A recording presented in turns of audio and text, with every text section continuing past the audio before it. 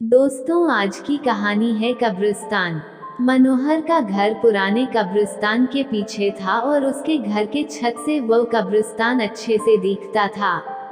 वो रोज उस कब्रिस्तान को पार करके ही अपने काम पर जाता था। मनोहर के दो बच्चे थे और दोनों बच्चे बड़े ही शैतान थे। बड़े बेटे का नाम रॉकी और छोटे बेटे का नाम विकी था। एक बार गर्मी की छुट्टियों में रॉकी और विकी की बहन सोनिया भी आई हुई थी। तीनों मिलकर रात के लगभग 12 बजे एक रूम में ट्रूथ और डेयर खेल रहे थे। रॉकी सोनिया से पूछता है कि तुम ट्रूथ लोगी या डेयर। सोनिया डेयर लेती है और पूछी है कि तुम लोग कुछ खतरनाक करने के लिए तो नहीं कहोगे ना। रॉकी, ये हुई ना बात, तो जाओ अब छत पर से घूम करके आओ और छत पर रखे गमले में से फूल तोड़कर लाना होगा, तभी हमें पता चलेगा कि तुम छत पर से आई हो। सोनिया, छत पर से तो कब्रिस्तान दिखता है। नहीं, मैं नहीं जाऊंगी। रॉकी और विकी दोनों सोनिया को छत पर जाने के लिए जबरदस्ती बोलते हैं। सोनिया छत पर जाती है और जैसे ही गमले में लगे फूल की तरफ बढ़ती है, तभी उसकी नजर कब्रिस्तान की ओर पड़ती है। कब्रिस्तान में एक बड़ा सा सूखा पेड़ होता है। वो देखती है कि उस पेड़ पर एक सरकटी हुई उल्टी लाश लटक रही होती है।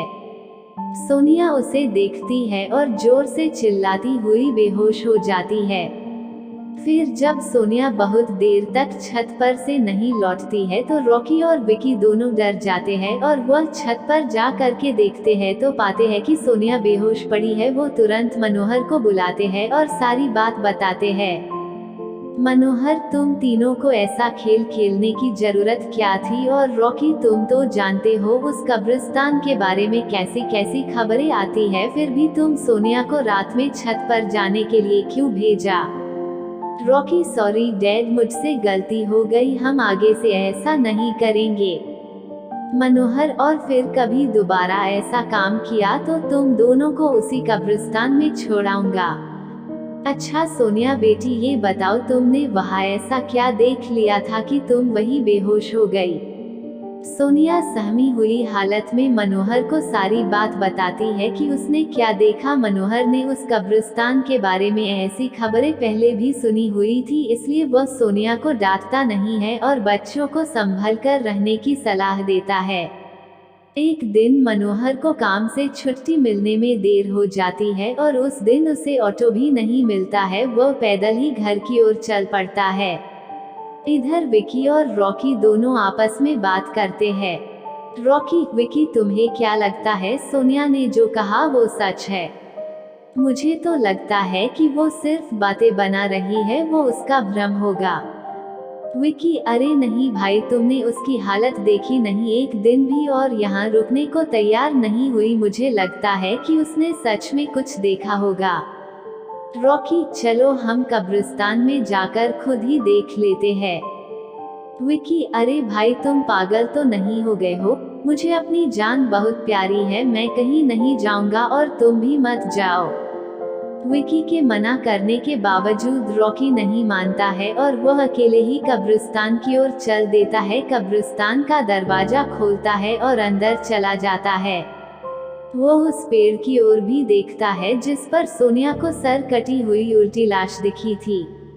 रॉकी खड़े होकर उस पेड़ की ओर देखता है, तभी एक अदृश्य हाथ उसके पैरों को पकड़ लेता है। रॉकी डर जाता है और जोरों से चिल्लाने लगता है, बचाओ बचाओ, छोड़ दो मुझे, मुझसे गलती हो गई, मैं फिर कभी यहाँ दोबारा नहीं आऊंगा। दूसरे कोने पर एक कब्र होती है जो कि खुली हुई होती है, उसके ऊपर खून लगा हुआ होता है। वह अदृश्य हाथ रॉकी को खींच कर लाते हैं और उस कब्र में धकेलने की कोशिश करने लगते हैं।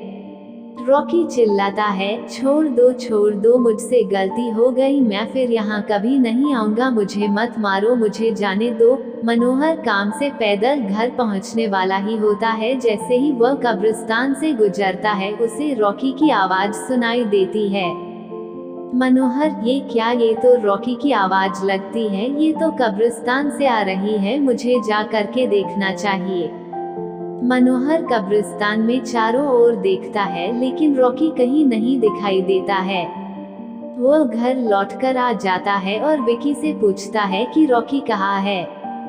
विकी पापा मेरे बार बार मना करने के बावजूद भी रॉकी कब्रिस्तान में चला गया। वो जानना चाहता था कि सोनिया जो कह रही थी वो सच है या नहीं। मनोहर, हमारे पास समय बिल्कुल भी नहीं है, जाओ घर के मंदिर में शंख में जो जल रखा है वो जल्दी से लेकर आओ, हमें रॉकी को खोजने कब्रिस्तान जाना पड़ेगा। विकी वो जल लेकर आता है। मनोहर और विकी कब्रिस्तान में जाते हैं। मनोहर जल छिड़कता है, फिर उसे किसी के घसीटने का निशान दिखाई देता है। वो समझ जाता है और फिर उस निशान का पीछा करते हुए उस कब्र तक पहुंच जाता है। मनोहर कब्र के आसपास वो जल छिड़कता है। कब्र से अजीब अजीब सी आवाजें आती है। विकी बहुत डर जाता है। मनोहर, मुझे लगता है कि श्रापित प्रेत आत्माओं ने रॉकी को इस कब्र के अंदर कैद कर लिया है, हमें जल्दी इसे निकलना होगा। तुम ये पवित्र जल आसपास छिड़कते रहो, इससे हमें वो प्रेत आत्माएं कोई नुकसान नहीं पहुंचा पाएंगी। मैं कब्र को खोलने की कोशिश करता हूँ। मनोहर उस कब्र को खोलने की बहुत कोशिश करता है। अंत में वह कब्र खुल जाती है। उसके अंदर रॉकी लथपथ बेहोश पड़ा होता है। मनोहर रॉकी को लेकर हॉस्पिटल जाता है। उसकी हालत बहुत गंभीर होती है। उस दिन के बाद मनोहर उस घर को छोड़कर शहर से दूर एक दूसरे घर में अपने पूरे परिवार के साथ रहने चला जाता है।